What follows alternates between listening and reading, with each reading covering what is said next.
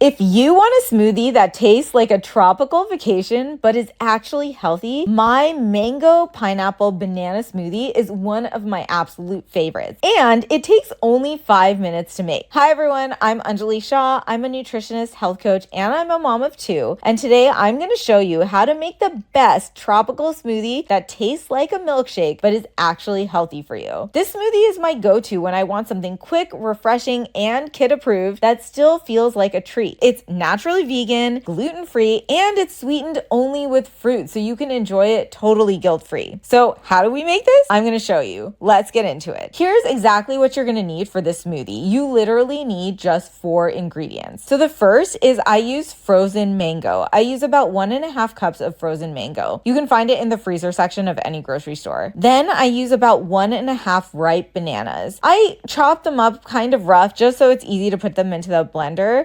You can use fresh or frozen bananas. It's really just your personal preference. Then I also use 1.5 cups of frozen pineapple, and I use about 2 cups of light unsweetened coconut milk. Now you can swap the coconut milk for basically any milk, a plant-based milk or even a dairy milk, but I really like coconut milk because I feel like it gives it that creamy tropical flavor that matches with the other ingredients. All right, so here's how to make it. Basically, this takes 2 steps. The first is you just need to add everything to the blender, but there is a secret to how you add everything in to make sure you get the smoothest smoothie possible. First, I add all the liquid to the blender. So in goes the 2 cups of coconut milk. Then I layer the frozen fruit on top. If I'm using fresh banana, I'll put that in first and then put the frozen fruit in, but otherwise it doesn't really matter what order the frozen fruit goes in. But the key is to have the liquid at the bottom because that helps everything blend smoothly and it keeps the fruit from getting stuck under the blades. My other big tip for blending is to start blending it at a low speed and slowly increase the speed to high as you continue to blend. If you immediately turn it to high, you have a much higher chance that the frozen fruit's just gonna go right down to the blades and get stuck. So start slow, speed it up, and make sure you put that liquid at the bottom. Then you just blend it until it's completely smooth. Now, if you're using a high-speed blender like a Vitamix, this takes about 30 to 45 seconds. But at the most, this is not gonna take you more than about 3 to 4 minutes total. Once your smoothie is done,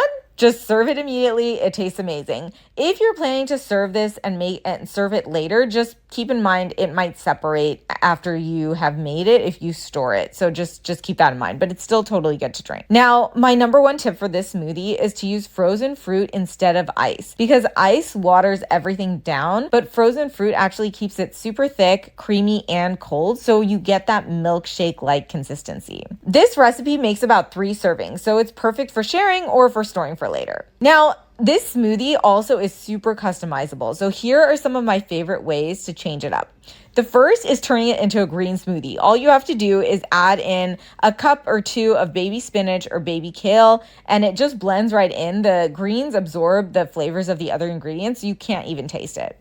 You can also blend in chia seeds, ground flax seeds, or even hemp seeds for healthy fats. If you want to make it even creamier, you can add in vegan yogurt or Greek yogurt. Greek yogurt will have the added benefit of giving you some extra protein. But if you don't want to add in yogurt and you want some extra protein, then I recommend tossing in a scoop of vanilla protein powder if you want to make it more filling and get that extra protein. I recommend vanilla protein powder for this recipe because it blends really well with the other ingredients. Other protein powders with different flavors might not taste as good. The last thing is that you can also serve this as a smoothie bowl and top it with granola, coconut flakes, and some more fresh fruit if that's what you're in the mood for instead of just drinking it as a regular smoothie. Now, if you want to meal prep, you can store this smoothie in an airtight container in the fridge for a few hours or even freeze it for up to 3 months. If you freeze it, just let it thaw and give it a quick stir or even just re-blend it with some milk before you serve it. Now, if your smoothie ever turns out too thin, just add in some more frozen fruit and blend it again. And again, like I mentioned, if it separates, you can just stir it up or even just re-blend it or give it a quick shake, and that should fix it right up. And that is everything you need to know to make this smoothie. It really is that easy.